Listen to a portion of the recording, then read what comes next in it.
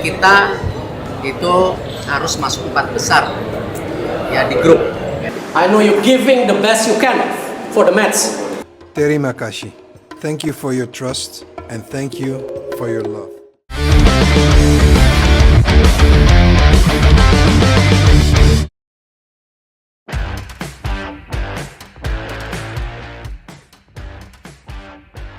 Proses pengembangan timnas Indonesia ternyata mendapat sorotan dari berbagai negara di seluruh dunia.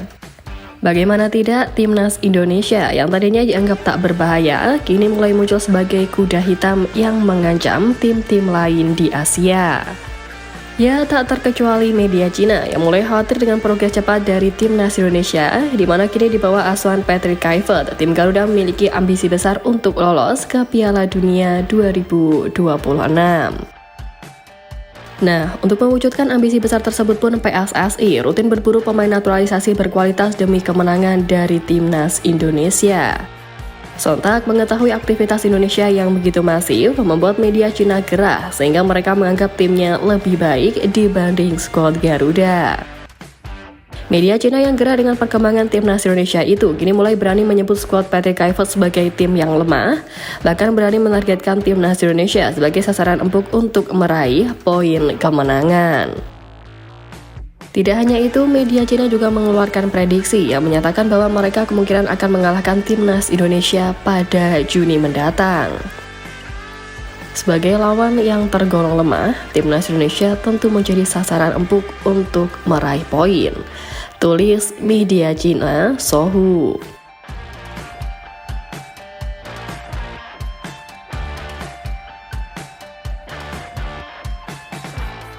Ya, Cina sendiri juga memiliki ambisi untuk bisa lolos ke Piala Dunia 2026.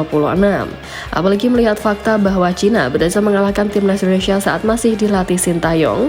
Cina sampai menyindir langkah naturalisasi yang dilakukan oleh PSSI guna terus menambah balance kekuatan skuad Garuda di lanjutan putaran ketiga nanti. Tentu melihat kondisi timnas Indonesia yang kedatangan lebih banyak pemain berkualitas Eropa, besar peluangnya bagi skuad Garuda untuk bisa menang kala lawan Cina nanti.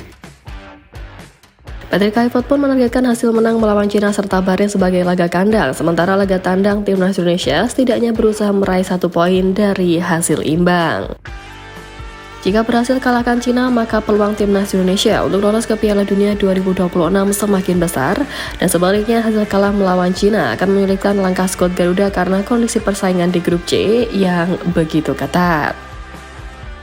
Ya, tak bisa dipungkiri bahwa sindiran soal kebijakan timnas Indonesia yang menjaring diaspora Belanda demi mendapatkan prestasi untuk tujuan jangka pendek disoroti internasional. Pasalnya, gebrakan yang dilakukan oleh PSSI itu terbilang berdampak instan bagi pencapaian skuad Garuda yang dalam beberapa waktu berprestasi di sejumlah turnamen. Sebut saja mulai dari kualifikasi Piala Dunia 2026, Piala Asia, Playoff Olimpiade, hingga kenaikan yang cukup signifikan dalam ranking FIFA atau tertinggi dalam 5 tahun terakhir. Apalagi pelatih skuad Garuda saat ini berasal dari Belanda yaitu Patrick Kluivert yang diharapkan menarik minat pemain Eropa untuk bergabung dengan timnas Indonesia. Benar saja, gerombolan pemain diaspora Belanda mulai menyatakan ketertarikan untuk ikut membela skuad Garuda. Terbaru ini, Jairo Redewald dan Ole Romani sudah siap untuk disumpah sebagai WNI, dan sejauh ini sudah ada 15 pemain keturunan Eropa yang telah menjalani debut bersama timnas Indonesia semasa dilatih Sintayong. Di sisi lain, kebijakan dari tim Merah Putih yang menjaring talenta Belanda untuk kedalaman skuad belakangan ini juga mulai ditiru oleh negara tetangga Malaysia. Padahal terobosan yang dilakukan PSSI untuk timnas Indonesia ini sempat mendapatkan kritikan tajam dari Malaysia, bahkan skuad Merah Putih disebut sebagai tim cadangan Belanda. Kabar soal Federasi Malaysia yang mengikuti langkah timnas Indonesia dalam mencari pemain keturunan Belanda diwartakan oleh media setempat, di mana menurut media tersebut Malaysia siap menelusuri garis keturunan dari 3 pemain kelahiran Belanda yang dikabarkan punya darah negara jiran itu.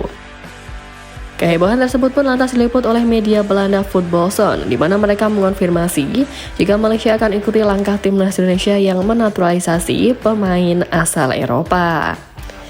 Sontak, kabar soal ketertarikan Malaysia menaturalisasi pemain diaspora Belanda mendapatkan sindiran keras dari sejumlah warga Eropa. Bagaimana tidak, Malaysia seakan menjilat ludah sendiri karena dahulu pernah mengejek skuad Garuda yang menaturalisasi pemain Eropa, namun kini mereka justru melakukan hal serupa.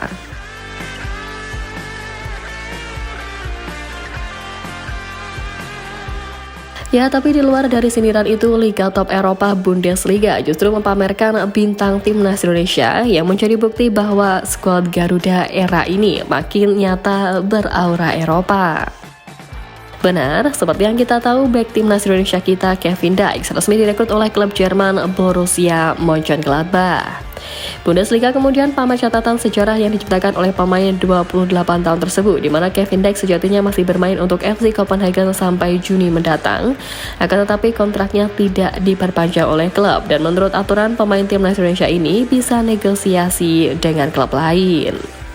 Maka dari itu, Borussia Mönchengladbach gerak cepat untuk mengamankan jasanya, dan bek 28 tahun tersebut sudah resmi menandatangani kontrak dengan Die Vollen meski baru bergabung pada musim mendatang. Dengan ini, Kevin Dijk juga mencatatkan sejarah. Ia akan menjadi orang Indonesia pertama yang mentas di Bundesliga Jerman. Mengetahui itu pun, akun Instagram Bundesliga juga pamer catatan sejarah tersebut di postingan terbarunya.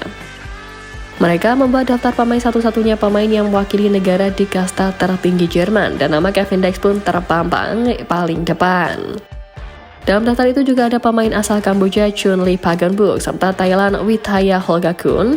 Kemudian nama pemain paling terkenal adalah Pierre-Emerick Aubameyang yang berasal dari Gabon. Diketahui ia pernah berseragam Borussia Dortmund, dan jelas saja postingan ini langsung ramai komentar dari netizen tanah air.